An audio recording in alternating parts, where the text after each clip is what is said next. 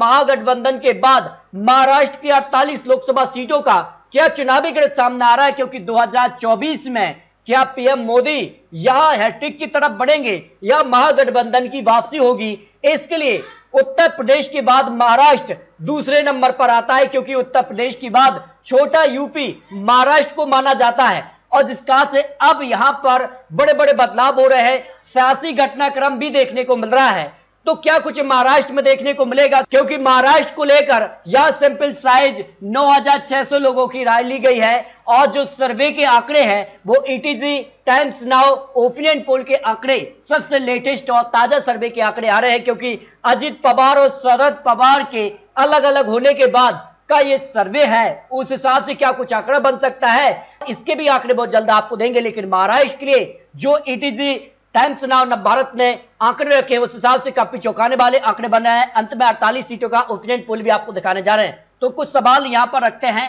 शरद पवार की पार्टी में टूट के लिए किसे जिम्मेदार माना जा रहा है। देखिए, शरद पवार को 40% लोग मान रहे हैं कि इसके लिए शरद पवार जिम्मेदार है, अजित पवार 18%, बीजेपी को यहाँ 22% लोग मान रहे हैं, ईडी और सीबीआई को भी 20% लोगों का मानना है। जबकि अगर बात की जाए अजित पवार पार्टी तोड़ने पर क्या कहेंगे लोग, यहां पर जो कहना लोगों की प्रतिक्रिया सामने आ रही है उसमें साइडलाइन थे, अच्छा किया 43% लोग, क्योंकि जिस कारण से अब एनसीपी में शरद पवार यहां पर प्रमुख थे और अजित पवार को साइडलाइन माना जा रहा था, तो इस कारण से उन्होंने एक टूट की है और अलग यहां पर एक नया गुट बनाया। अच्छा नहीं किया, ऐसे 45% लोग हैं, यानी यहां पर 45% लोगों का जो अच्छा नहीं करने वाले ज्यादा संख्या में आते हैं, कह नहीं सकते, ऐसे 12% लोग आते हैं। जो टाइम्स नाउ का ओपिनियन पोल महाराष्ट्र को लेकर सबसे ताजा सर्वे सामने आ रहा है। इसके अलावा अगर बात की जाए, जो अगला सवाल है कि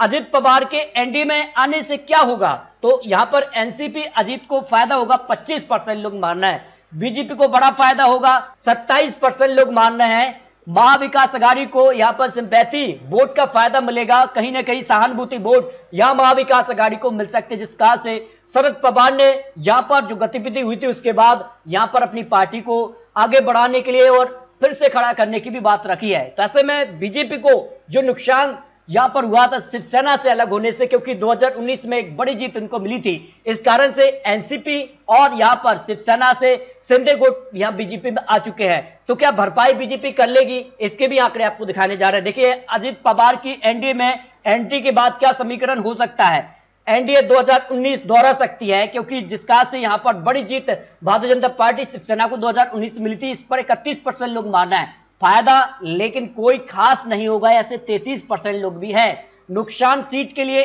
कलाए, ये भी बड़ा सवाल होता है, क्योंकि यहां से पहले भी यहां पर भारतीय जनता पार्टी के बड़े दिग्गज नेता रहे हैं जो इन सीटों से चुनाव लड़ते रहे, तो चुनाव के लिए सीट फॉर्मूला भी महत्वपूर्ण मुद्दा बन सकता है लोकसभा चुनाव के लिए। जबकि अगर बात की जाए, अगला सवाल है कि शरद पवार क्या एनसीपी को दोबारा खड़ा कर सकते हैं, जिस कार की चुनौती अब उनके पास होगी, तो हाँ, यहां सिंपैथी उनके वोट रहेंगे, क्योंकि जिस कार से सहानुभूति वोट उनके पक्ष में आ सकते हैं। 53% लोगों का मानना है कि शरद पवार फिर से पार्टी को खड़ा कर सकते हैं, क्योंकि इससे पहले भी शरद पवार को बड़ा झटका लग चुका है। नहीं, संगठन अजित पवार के साथ है 36%, क्योंकि ज्यादा यहां पर एमएलए और ज्यादा कार्यकर्ता अजित पवार के साथ है, इसलिए पार्टी को खड़ा करने के लिए यहां पर काफी बड़ी चुनौती शरद पवार के साथ हो सकती है। अनुभव, लेकिन उम्र ज्यादा हो चुकी है, इस पर 11% लोग मान रहे हैं कि यहां पर अनुभव तो है लेकिन उम्र ज्यादा हो चुकी है। इसको लेकर भी अजित पवार ने दावा किया था कि अब उम्र ज्यादा हो गई है,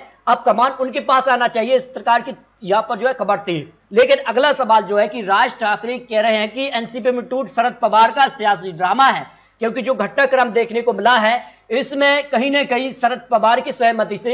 जो यहां पर माहौल बना है, इस पर राज ठाकरे का कहना है, क्योंकि एक बड़ा नाम यहां पर जो है राज ठाकरे का भी महाराष्ट्र में देखने को मिलता है। विधानसभा चुनाव हो या लोकसभा चुनाव के लिए एक अच्छा खासा वोट बैंक उनके साथ है। इस पर देखिए लोगों का क्या कहना है, एकदम सही कह रहे हैं, 44% लोग मान रहे कि हाँ ये ड्रामा है, जबकि नहीं, ऐसा नहीं हो सकता, इस पर 28% लोग मान रहे हैं राजनीति में कुछ भी संभव है, इसमें 28% लोगों की सहमति बनी हुई है। इस तरह से अगर बात की जाए तो टाइम्स नाउ का ओपिनियन पोल के हिसाब से महाराष्ट्र की जो वर्तमान स्थिति है उस पर जो सवाल है, उस पर जो आंकड़े बन रहे हैं, इसमें काफी चौंकाने वाले आंकड़े बन रहे हैं, और अंत में लोकसभा की 48 सीटों का ओपिनियन पोल भी चौंकाने वाला बन रहा है।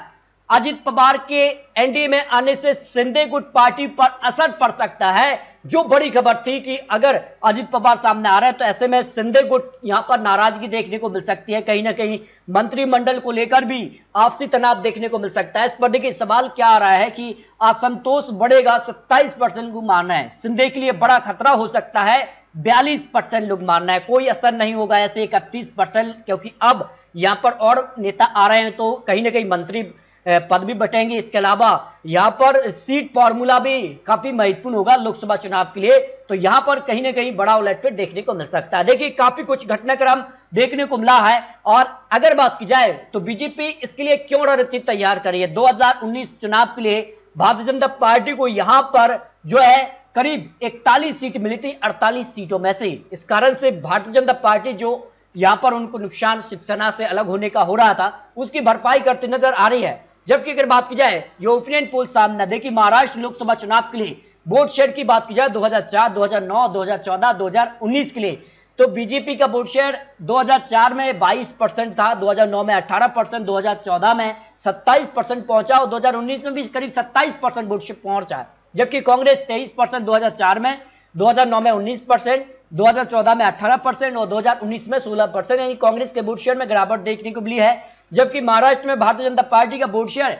लोकसभा चुनाव में बढ़ा है। जबकि एनसीपी की बात की जाए 2004 में 18%, 2009 में 19%, 2014 में 16% और 2019 में 15%। इस कारण से माना जा रहा है कि कहीं ना कहीं एनसीपी को फिर से खड़ा करने के लिए अजित पवार ने एक बड़ा कदम उठाया है। इसमें वोट शेयर में लगातार गिरावट एनसीपी में देखी गई है। शिवसेना की बात की जाए तो 20% वोट शेयर 2004 में, 17% वोट शेयर 2009 में और 2014 में 20% और 2019 में 23% वोट शेयर बढ़ा है। शिवसेना का वोट शेयर बढ़ रहा है और यहां पर जिस कारण से एनसीपी का वोट शेयर कम हो रहा है, इस कारण से यहां बड़ा उलटफेर देखने को मिल रहा है। अगर सीटों की बात की जाए महाराष्ट्र को लेकर 2004 से लेकर 2019 तक, तो बीजेपी 13 सीट 2004 में थी, 13 सीट 2009 में, 23 सीट 2014 में और 23 सीट यहां पर 2019 में, यानी भारतीय जनता पार्टी करीब यहां पर 23 का आंकड़ा मिल रहा था। लेकिन कांग्रेस के लिए 2004 में 13 सीट, 2009 में 17 सीट, 2014 में 2 सीट और यहां पर 2019 में 1 सीट पर सिमट गई। एनसीपी 2014 में 9 सीट,